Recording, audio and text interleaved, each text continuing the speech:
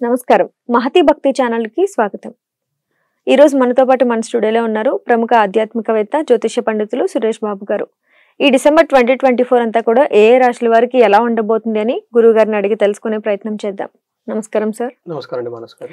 ముందుగా మకర రాశి వారికి ఈ డిసెంబర్ 2024 అంతా కూడా ఉద్యోగపరంగా, వ్యాపార పరంగా, హెల్త్ పరంగా కూడా ఎలా ఉండబోతుంది అనేది తెలియజేయండి సార్. 2024 డిసెంబర్ మంత్ ఎలా ఉంటుందంటే మనకి 15th తర్వాత సూర్యుడు ధనుసు రాశిలోకి ఎంటర్ అవుతున్నాడు. ఎప్పుడైతే సూర్యుడు ధనుసు రాశిలోకి ఎంటర్ అయిపోయారో దాన్ని మనం ధనుర్మాసం కింద లెక్కేస్తాం అన్నమాట. ధనుర్మాసం స్టార్ట్ అవటంతోనే మనకి ఏమవుతుందంటే ఇల్లంతా ఎంతో శోభాయమానంగా ముగ్గులు పెట్టుకోవడం, కళ్ళాపు చల్లుకోవడం, గొబ్బెమ్మలు పెట్టుకోవడం, మన ఇల్లే కాదండి టోటల్ వీధులు ఊళ్ళన్నీ కూడా అలానే ఎంతో శోభాయమానంగా ఉంటాయి అన్నమాట. ఇలాంటి శోభాయమానంగా ఉన్న ఈ ధనుర్మాసంలో ప్రతి రాశులకి ఎలా ఉందో రాశి ఫలాలు తెలుసుకుందాం. అందులోని మనకి అసలు ఫస్ట్ బేసిక్ క్వశ్చన్ ఏంటంటే అసలు జ్యోతిష్యం ఎంతవరకు మనకు ఉపయోగపడుతుంది, ఏ విధంగా మనకు ఉపయోగపడుతుంది, దీన్ని నమ్మవచ్చా నమ్మకూడదు, చాలా రకాల ఆలోచనలు ఉంటాయండి. మనకి ఏం చెప్తారంటేనండి మన వేదిక కల్చర్లో ఏం చెప్తారంటే ప్రతి మనిషి చేయాల్సిన పనులు 4 ఉంటాయండి. ఏది చేసినా ఈ 4 చుట్టూ తిరుగుతూ ఉంటాయి అంటారు. అదేంటంటే ఫస్ట్ ధర్మము, అర్థము, కామము, మోక్షము. ఈ 4 సాధించుకోవటం దీన్ని పురుషార్థాలు అంటే మనిషి ఏవేటిని సంపాదించుకొని ఈ 4 సంపాదించుకోవాలని చెప్పేసి చెప్తూ ఉంటారండి ఎవరైనా సరే భూమి మీద పుట్టిన తర్వాత. అయితే ఈ 4 సంపాదించుకోవటం అంత ఈజీ ఏం కాదండి. ప్రతి దాంట్లో మనకి అపోజిషన్ ఉంటుంది, ప్రతికూల పరిస్థితులు ఉంటాయి, చాలా అన్సర్టనిటీ ఉంటుంది, అనిశ్చితి ఉంటుంది. వీటిని ఉంటుంది కాబట్టి అండి మనకి వాటి నుంచి అధిగమించి ముందుకెళ్ళటం అనేది ఇంపార్టెంట్.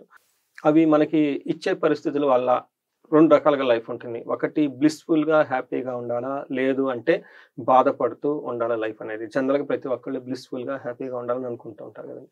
అలానే మనిషి ఒక ఎఫర్ట్లెస్ జర్నీ చేయాలి, ఎలాంటి పరిస్థితులు అనుకూలంగా ఉంటుంది, ఎలాంటి పరిస్థితుల్లో మనకి ఫేవరబుల్గా ఉంటుంది చెప్పడానికి మన మహర్షులు ఇచ్చిన ఒక గొప్ప జ్ఞానమే జ్యోతిష జ్ఞానం అండి. ఎప్పుడైతే ఈ రాశి ఫలాలు, సంవత్సర ఫలాలు తెలుసుకుంటూ ఉంటారో ఒక్కసారి తెలుసుకుంటేనే మనకి శోకం ఉండదు అని చెప్పేసి శాస్త్రాలు చెప్తారు. ఫస్ట్ తెలుసుకోవాలండి. Awareness is the fundamental right అంటారు. ముందు తెలుసుకోవాలి. తెలుసుకుని సగం ప్రాబ్లమ్స్ ఆటోమేటిక్ పోతాయండి. నెక్స్ట్ వచ్చేటప్పటికి ఇంకా మనకి ఎక్కడెక్కడ మనకి 2 ఉండాలి. ఒకటి వివేకము, వైరాగ్యం అంటాము. ఒకటి ఏది చెయ్యాలి, ఏది చేయకూడదని తెలుసుకునే ఒక వివేకం, విజ్డమ్ మనకు ఉండాలి. 2 ఎక్కడ మనం చేయకూడదా ఉండాలి, ఎక్కడ మనం వదిలేసుకోవాలి, దాన్ని వైరాగ్యం అంటనమాట. ఇలాంటి వాటిని చక్కగా మనకు వివరిస్తేది మనకి ఎలా వెళ్తే బాగుంటుంది మన జ్యోతిష శాస్త్రంలో చెప్పబడుతూ ఉందండి. డిసెంబర్ మంత్లో 15th మనకి సూర్యుడు ధనుసు రాశిలోకి వెళ్ళిపోతున్నాడండి. ధనుసు రాశిలో ఎప్పుడైతే ప్రవేశం చేస్తారో మనకి తెలుగు రాష్ట్రాల్లో తెలుగు ప్రజలకు అందరికీ ధనుర్మాసం స్టార్ట్ అయిపోతుంది. అఫ్కోర్స్ తమిళనాడు వాళ్ళకి కూడా అనుకోండి. మనకి ధనుర్మాసం యొక్క విశేషత ఏంటంటేనండి మనకి ఎప్పుడైతే ధనుర్మాసం స్టార్ట్ అయిపోతుందో మనకి ఇల్లంతా చాలా శోభాయమానంగా పెట్టుకుంటాం, ముగ్గులు వేసుకుంటాము, పేడ కళ్ళాపు చదువుకుంటాం, గొబ్బెమ్మలు పెట్టుకుంటాము. ఇల్లే కాకుండా వాకిళ్ళు కాకుండా మనకి ఆ వీధి ఊరంతా కూడా ఎంతో శోభాయమానంగా చక్కగా ఉంటుంది. ఎక్కడ చూసినా కానీ చాలా పవిత్రంగా ఉంటుంది. ఇలాంటి మాసంలో మకర రాశి వారికి ఎలా ఉందో చూద్దాం. ఇందులో ఫస్ట్ ఉత్తరాషాఢ మనకి 2, 3, 4 పాదాలు, శ్రవణం 1, 2, 3, 4 పాదాలు, ధనిష్ట 1, 2 పాదాలు కలిగినంత మకర రాశి కింద వస్తారు. అయితే మనకి పేరు బలం కనుక చూసుకుంటే వీళ్ళకి జా, జీ, జూ, జే, జో, ఖా, గా, గి, భో ఈ అక్షరాలంతా కూడా మనకి మకర రాశి కింద వస్తారని తెలుసుకోవాలి. ప్లానెటరీ యొక్క పొజిషన్ కనుక మనకు చూసుకుంటే, స్థితిని కనుక చూసుకుంటే సూర్యుడు వీళ్ళకి ఎక్కడ ఉన్నారంటేనండి ధనుసు రాశిలోకి 15 ప్రవేశిస్తున్నాడు. మకర రాశిలోనే శుక్రుడు ఉన్నారండి. తర్వాత ఆపోజిట్లో కర్కాటక రాశిలో కుజుడు ఉన్నారు. తర్వాత బుధుడు వచ్చేటప్పటికి వృశ్చిక రాశిలో ఉన్నారు. ఈ 4 యొక్క ప్లానెట్ స్థితిని కనుక మనం కనుక చూసుకుంటే ఫస్ట్ 15 days తర్వాత 15 days ఎలా ఉంటుంది. ఫస్ట్ 15 days ఎలా ఉంటుందంటేనండి రావాల్సిన ధనం రాక ఇబ్బంది పడిపోతారు. విత్తలాభం వస్తుంది, యాక్చువల్గా ధనం రావాలి కానీ అటానికి రాకుండా ఇబ్బంది పడిపోతారు. శోకం అంటే ఎక్కడో టైర్డ్నెస్గా ఇంటర్నల్గా బాధపడే అవకాశం ఎక్కువగా ఉంది. హెల్త్ కాంప్లికేషన్స్ వచ్చే అవకాశం ఎక్కువగా ఉంది. కానీ ధనం మాత్రమైతే ఏదో విధంగా వాళ్ళకి అందుతూ ఉంటుంది. అయితే నెక్స్ట్ 15 days ఎలా ఉంటుందంటే అండి విపరీతంగా ధనం ఖర్చు అవకాశం ఎక్కువగా ఉంది. ధనచ్ఛేదం, శోకం, పుష్టిం, అఖిల విషయ భోగం అంటారు అనమాట. అన్ని విషయాల్లో చాలా చక్కగా ఎంజాయ్మెంట్గా ఉంటారు. కానీ కొంచెం హెల్త్ విషయంలో జాగ్రత్తగా ఉండాలి. మనసులో ఏదో దిగులు పడుతూ ఉంటారు. ధనం ఖర్చు అయిపోయే అవకాశం ఎక్కువగా ఉంది. ఇది పర్టికులర్గా డిసెంబర్ 15th నుంచి 25th వీటి యొక్క ప్రభావం ఎక్కువగా ఉంటుంది. మనకి వీళ్ళకి సూర్యుడు 12th హౌస్లో ఉండటం వల్ల 12వ ఇంట్లో ఉండటం వల్ల ఏమవుతుందంటే అంత కొంచెం అనుకూలమైన స్థితి కాదు అని చెప్పుకోవాలన్నమాట. అంటే మిక్స్డ్ రిజల్ట్ ఇస్తారనమాట. ఫస్ట్ ఏ విషయంలో ప్రాబ్లం ఉంటుందంటే వీళ్ళకి ప్రాణ పర్యంత మాప్తి, అని చెప్తున్నాడు. అంటే ప్రాణం పోయే అంత ప్రాబ్లమ్స్ వచ్చే విధంగా వాళ్ళకి ఎక్కువగా టెన్షన్ పడుతూ ఉంటారు. తర్వాత స్వస్థానం నాశనం, అంటే వాళ్ళు ఉన్న పొజిషన్ నుంచి ఎక్కడో ఏదో కోల్పోయే అవకాశం ఎక్కువగా ఉంది. రోగ ధన వ్యయం, బంధువుల నుంచి ప్రాబ్లమ్ వస్తుంది, రోగం వచ్చేస్తుంది. తర్వాత ధనం కూడా వ్యయం అయిపోయే అవకాశం ఎక్కువగా ఉంది.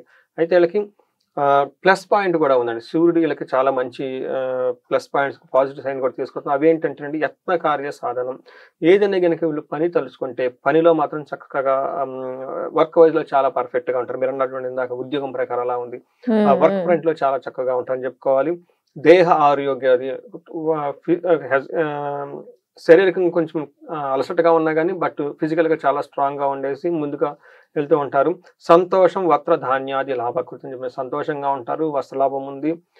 మంచి మంచి ఫుడ్ కానీ ఇదంతా తినటంలో చాలా చక్కగా ఉంటుంది. యత్న కార్య సాధనం, అనుకున్న పని అనుకున్న విధంగా చేసుకొని ముందుకెళ్తూ ఉంటారని చెప్పుకోవాలన్నమాట.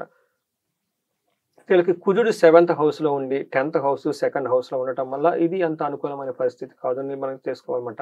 ఏ విషయంలో అంటే ఫస్ట్ బంధువులతో గొడవలు అయ్యే అవకాశం ఎక్కువగా ఉంది. ఇబ్బంది కలిగించే మాటలు ఎక్కువగా వింటే అవకాశం, కోపంగా ఉంటుంది. భార్యతో మాట పట్టింపు ఎక్కువగా ఉంటుంది అన్నమాట. అనారోగ్యం ఇవన్నీ ఎక్కువగా ఉంటుంది.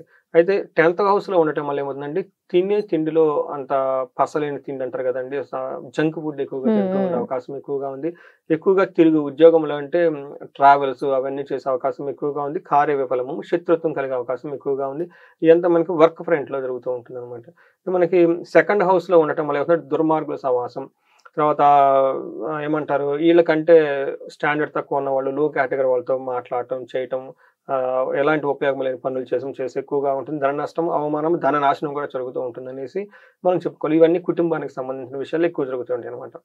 అయితే వీళ్ళకి శుక్రుడు చాలా సేఫ్ గడ్ అనమాట. ఇవన్నీ ఇందాక చెప్పుకున్న విషయాల్లో నెగటివ్ గా ఉన్న పనులన్నీ కూడా శుక్రుడు వీళ్ళకి చాలా మంచి సేఫ్ ఇస్తుందని చెప్పాలన్నమాట. చాలా బాగుంటుంది. ఏ విధంగా బాగుంటుందంటే అర్ధలాభం, ధనం అయితే ఖచ్చితంగా ఉంటుంది. సౌఖ్యం ఉంటుంది. పరస్త్రీ సంగమం, వేరే స్త్రీలతో చక్కగా కలిసి కూర్చోవటం, మాట్లాడటం, ఇంటరాక్ట్ చేయటం చేస్తూ ఉంటారు.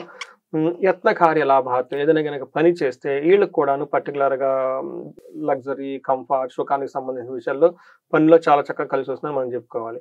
వీళ్ళకి 7th హౌస్ లో ఉండటం వల్ల మిక్స్డ్ రిజల్ట్ ఉంటుంది. స్త్రీలతో కొంచెం భేదాభిప్రాయాలు రావటం, భార్యకు అనారోగ్యం, స్త్రీల వల్ల కష్టాలు, సుఖ వ్యాధులు ఇవన్నీ వచ్చే అవకాశం కూడా 7th హౌస్ లో ఉందని చెప్పుకోవాలి. అయితే వీళ్ళకి కూడాను బంగారు వస్తువులు కొనే అవకాశం ఎక్కువగా ఉంది. తర్వాత పుత్రుల వల్ల సౌఖ్యం కూడా కలిగే అవకాశం ఎక్కువగా ఉంది. ఇది మనకి శుక్రుడు వాళ్ళకి కలిగే 3 గ్రహాల వరకు కలిగే ఉపయోగాలను చెప్పుకోనమాట. అయితే మనకి నక్షత్రం ప్రకారం కనుక చూసుకుంటే ఇందులో సూర్యుడు వల్ల, కుజుని వల్ల, బుధుని వల్ల, శుక్రుని వల్ల కనుక మనం కనుక చూసుకుంటే ఉత్తరాషాఢ నక్షత్రం వాళ్ళకి ఫస్ట్ వీళ్ళకి చాలా 15 డేస్ చాలా లాభప్రదంగా ఉంటుందని చెప్పుకోవాలి. చక్కగా పార్టీలు, ఫంక్షన్స్, మృష్టాన్నం తింటారు, సౌఖ్యంగా ఉంటుంది. అయితే వీళ్ళకి ఉండే ప్రాబ్లం 2 ప్రాబ్లం అంటే, ఒకటి మృత్యు భయం వెంటాడుతూ ఉంటుంది. తర్వాత ధనహీనత, ధనం కోల్పోయి అయ్యో డబ్బుకి ఇబ్బంది పడే అవకాశం ఎక్కువగా ఉంటుంది. నెక్స్ట్ శ్రవణ నక్షత్రం కనుక చూసుకుంటే ఫస్ట్ వీళ్ళకి చాలా లాభం ఉంటుంది. సూర్యుని వల్ల శ్రవణ నక్షత్రం వాళ్ళకి చాలా లాభప్రదంగా ఉంటుంది. చక్కగా భోజనం చేస్తారు, సౌఖ్యంగా ఉంటుంది. వీళ్ళకి ఫారిన్ రిలేటెడ్ మ్యాటర్స్ కానివ్వండి, వేరే ప్లేసుల్లో ఉండే అవకాశం ఇదంతా వాళ్ళకి December 9th నుంచి 24 మధ్యలో చాలా అనుకూలంగా ఉందని చెప్పుకోవాలి. వీళ్ళకి కూడా హెల్త్, ఫైనాన్స్ రిలేటెడ్ ప్రాబ్లమ్స్ వీళ్ళకి ఎక్కువగా చూపిస్తుంది ఈ నక్షత్రం వాళ్ళకి. ఫైనల్ గా మనకి ధనిష్ట నక్షత్రం కనుక చూసుకుంటే వీళ్ళకి ఫస్ట్ 15 డేస్ లో హెల్త్ కాంప్లికేషన్స్ వస్తాయి. తర్వాత వీళ్ళకి లాభప్రదంగా ఉంటుంది. కానీ వీళ్ళకి కూడా ఫైనాన్షియల్ ప్రాబ్లం చాలా ఎక్కువ. కుజుని వల్ల ఉన్న స్థితిని బట్టి ధనహీనత కలిగే అవకాశం ఎక్కువగా ఉంది. కానీ వీళ్ళకి కూడాను డిసెంబర్ మంత్ లో ఉన్న ప్లేస్ నుంచి బయటకు వెళ్ళి ఉండే అవకాశం ఎక్కువగా ఉంది. ఫారిన్ రిలేటెడ్ పరవాసం అని చెప్తుంటారన్నమాట. వాళ్ళ ఉన్న ప్లేస్ నుంచి వేరే ప్లేస్ లోకి వెళ్ళి అక్కడ ఉండే అవకాశం ఎక్కువగా ఉంది. వీళ్ళకి December 11th నుంచి 22 మధ్యలో నాశనం, ఏదైనా కనుక పని ప్రోగ్రామ్ ఏదైనా పెట్టుకుంటే అది సరైన రిజల్ట్ రాక ఇబ్బంది పడే అవకాశం ఎక్కువగా ఉంది. అదే December 22 నుంచి 31st వరకు చక్కగా పార్టీలు, ఫంక్షన్స్ సెలబ్రేట్ చేసుకొని మంచి nutritious food, quality food, expensive food తినే అవకాశం కూడా వీళ్ళకి ఎక్కువగా కనిపిస్తూ ఉందండి. మృత్యు నక్షత్రాలు కనుక చూసుకుంటే వీళ్ళకి ఉత్తరాషాఢ నక్షత్రంలో కేతు యొక్క ఇంపాక్ట్ ఎక్కువగా ఉంది. ఉత్తర పాణిగుండలో ఉండటం వల్ల శ్రవణ నక్షత్రం వాళ్ళకి వీళ్ళకి శని యొక్క ప్రభావం, కేతు యొక్క ప్రభావం ఎక్కువగా ఉంది. శ్రవణ నక్షత్రం వాళ్ళు కొంచెం కేర్ఫుల్ గా ఉండాలి. శ్రవణ నక్షత్రం వాళ్ళు కనుక వీళ్ళు దుర్గాదేవునికి పూజించిన, లేదంటే మన్యు పాశుపత హోమం కానీ, మన్యు హోమం కానీ, మన్యు పుట్టమట్టితో ప్రదోష కాలంలో కనుక మన్యుకు సంబంధించిన అభిషేకం చేయించుకున్నా కానీ, మన్యు పాశుపత అభిషేకం చేయించుకున్నా చాలా బాగా కలిసి వస్తుందండి. తర్వాత జ్యేష్ఠ నక్షత్రం వాళ్ళకి ఆదిత్య హృదయ స్తోత్రం చదివితే, లేదంటే సూర్యునికి ఆర్గ్యం కానీ ఇవ్వగలిగినా కానీ వీళ్ళకి చాలా బాగా కలిసి వస్తుంది. మకర రాశికి సంబంధించి డిసెంబర్ నెల అంతా కూడా ఎలా ఉండబోతుందని చాలా చక్కగా తెలియజేశారు గురుగారు. ధన్యవాదాలు. ధన్యవాదాలు. సో చూసారు కదండి, మకర రాశికి సంబంధించి గురువుగారు మనందరికీ కూడా చాలా చక్కగా వివరించారు. మీకు కూడా ఏమైనా డౌట్స్ ఉన్నట్లయితే కింద స్క్రోల్ అయ్యే నెంబర్కి కాంటాక్ట్ అయితే గురువు గారిని డైరెక్ట్గా అడిగి మీకున్న డౌట్స్ అన్ని క్లియర్ చేసుకోవచ్చు. అలాగే మీకు ఏం డౌట్స్ ఉన్నా కూడా కింద కమెంట్ బాక్స్లో మాకు కూడా కమెంట్ చేయండి. నెక్స్ట్ టైం గురువు గారిని అడిగి తెలుసుకునే ప్రయత్నం చేస్తాం. అంతవరకు మరో ఎపిసోడ్తో మళ్ళీ మేము ముందుంటాం. అంతవరకు సెలవు.